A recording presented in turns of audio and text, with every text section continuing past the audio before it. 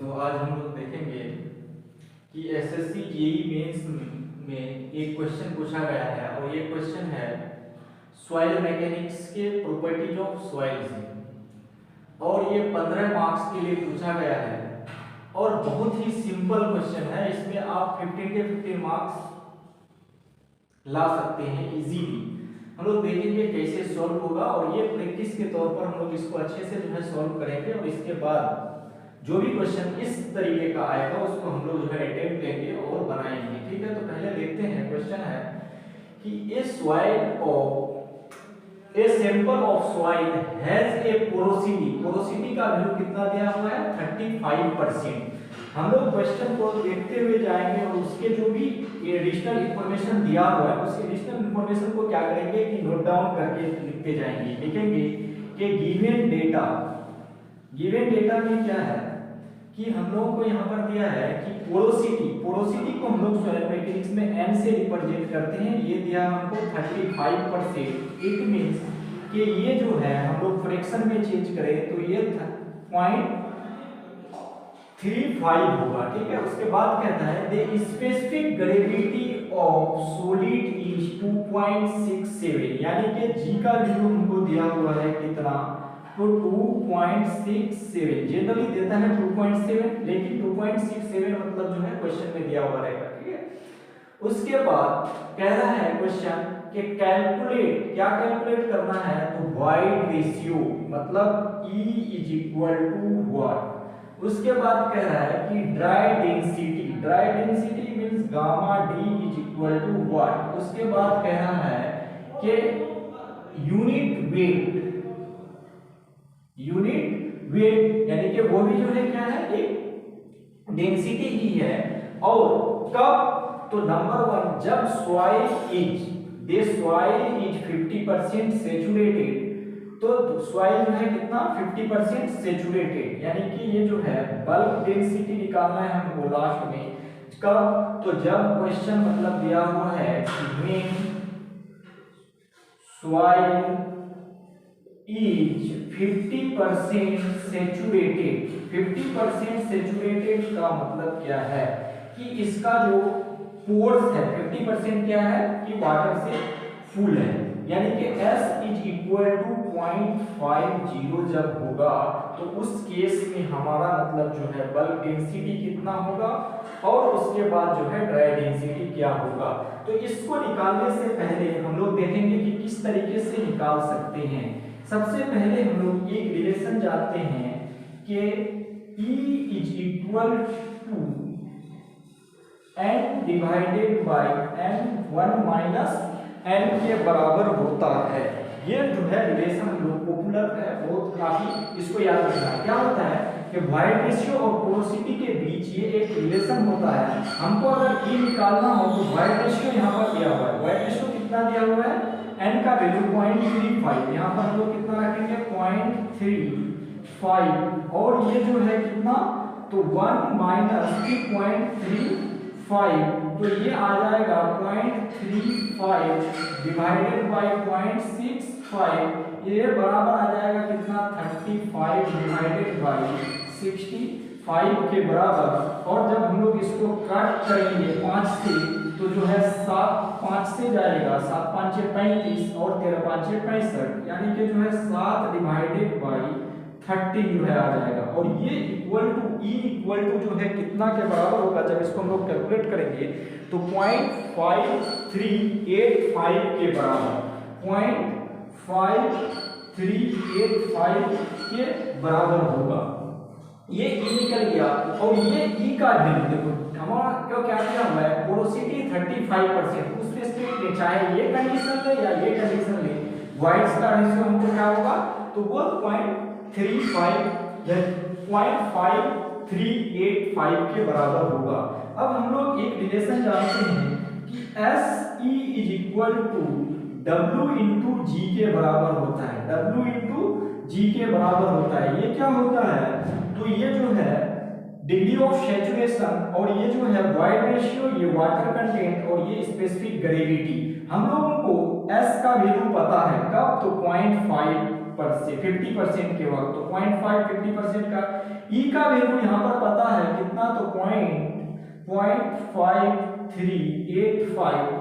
W water content निकालना है, कितना वाटर कंटेंट इस कंडीशन में होगा तो वो रखेंगे। और G का वैल्यू हम लोग को स्पेसिफिक ग्रेविटी यहाँ पर दिया हुआ है 2.67, यहाँ पर हम लोग रख देंगे कितना 2.67। तो ये हमको आ जाएगा W का वैल्यू। यहाँ से अगर हम लोग कैलकुलेट करें तो W का वैल्यू जब हम लोग कैलकुलेट करेंगे तो ये हमको मिलेगा कितना, तो ये मिलेगा 0.1008 के बराबर, 0.1008 के बराबर ये जो है हमको मिलेगा।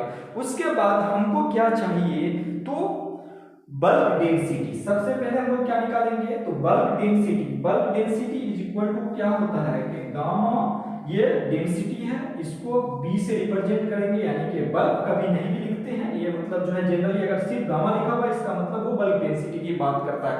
इसका एक पॉपुलर फॉर्मूला होता है कि G plus SE into gamma W, unit weight of water divided by 1 plus E के बराबर। अब हम लोग कह रहे हैं कि E क्यों निकाले थे यहाँ पर, तो इस फॉर्मूला में पुट करने के लिए, जब इस फॉर्मूला में हम लोग इसको पुट करेंगे तो हमको क्या मिलेगा कि gamma B is equal to G का वैल्यू 2.67 प्लस S का वैल्यू 0.05 इनटू E का वैल्यू 0.5385 डिवाइडेड बाय जो है 1 प्लस 0.5385। और इसको हम लोग क्या करेंगे कि गामा W यूनिट वेट यानी कि 9.81 से मल्टीप्लाई कर देंगे। यहाँ थोड़ा सा जगह कम है तो इसको हम लोग यहाँ पर रख देते हैं 9.81 से। इसको जब हम लोग सॉल्व करेंगे तो इसका वैल्यू हम लोगों को मिलेगा 18.74 किलो न्यूटन पर मीटर क्यूब। अभी तक हम लोगों का जो है बल्क डेंसिटी निकला है, हम लोगों का ड्राई डेंसिटी जो है क्या है निकालना है। तो ड्राई डेंसिटी का एक फॉर्मूला होता है कि gamma D is equal to gamma B divided by 1 plus water content. Gamma B यानी कि जो है बल्क मॉडुलस, ये क्या कहते हैं कि ये जो है हमारा क्या है कि यूनिट वेट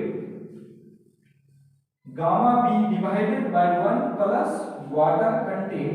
अब gamma B is equal to हम लोग क्या करेंगे, gamma B 18.74 divided by 1 plus W water content कितना है 0.1008। तो यहां से हम लोग का ड्राई डेंसिटी निकल जाएगा।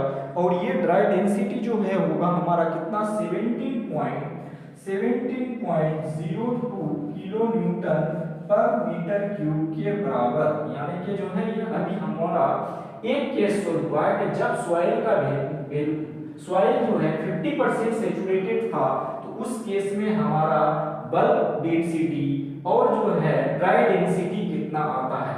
अभी हमारा 50% क्वेश्चन कंप्लीट हो चुका है, यानी कि 7.5 नंबर का क्वेश्चन हम सॉल्व कर चुके हैं। अब कह रहा है कि द सॉइल इज 50% 100% जब सैचुरेटेड होगा तब उस केस में आप जो है कैलकुलेट कीजिए वाइड रेशियो, ड्राई डेंसिटी और यूनिट वेट। तो देखो वाइड रेशियो दोनों केस में जो है सेम होगा, लेकिन हमारा ड्राई डेंसिटी और यूनिट वेट चेंज हो जाएंगे। जो है ड्राई डेंसिटी क्या हो जाएंगे, हमारा चेंज हो जाएंगे। तो हमारा यहाँ तक सबको नोट डाउन अगर कर लिए हैं तो इसको हम लोग करते हैं और आगे फिर जो है देखते हैं इसको सॉल्व करने के लिए। अब हमारा क्या होगा कि ये तो यही आएंगे, हमारा यहाँ पर आकर के चेंज हो जाएगा कि जब हमारा S का वैल्यू कितना हो कि 100% हो जाए। यानी कि 100% का मतलब क्या, जब हम लोग फ्रैक्शन के बारे में अगर सोचे तो 1 के बराबर होगा वो 100% मतलब क्या है कि 1, यानी कि S का वैल्यू जब 1 हो जाए, यानी कि यहाँ पर हम लोग कंडीशन 2 लगाएंगे और ये हमारा जो है कितना होगा, अब सैचुरेशन 100% हो जाएगा। यानी कि ये S का वैल्यू कितना होगा तो 1 के बराबर। जब S का वैल्यू यहाँ 1 रखेंगे, S is equal to W into G, तो S का वैल्यू 1, E का वैल्यू फिर से 0.5385 और फिर W का वैल्यू हमको निकालना है, यानी कि वाटर कंटेंट निकालना है और G वैल्यू 2.67 पता है। तो यहाँ से हमको वाटर कंटेंट मिल जाएगा और ये वाटर कंटेंट का वैल्यू जब आप कैलसी में रख करके सॉल्व करोगे तो ये मिलेगा 0.202 के बराबर जो है हमको मिलेगा। ठीक है, अब जब ये वाटर कंटेंट हमको मिल गया तो फिर से हम लोग कहाँ जाएंगे, तो हमको क्या चाहिए, तो ड्राई डेंसिटी और बल्क डेंसिटी ये दोनों चाहिए। कब, जब मतलब जो है हमारा सैचुरेशन कितना है 100% है।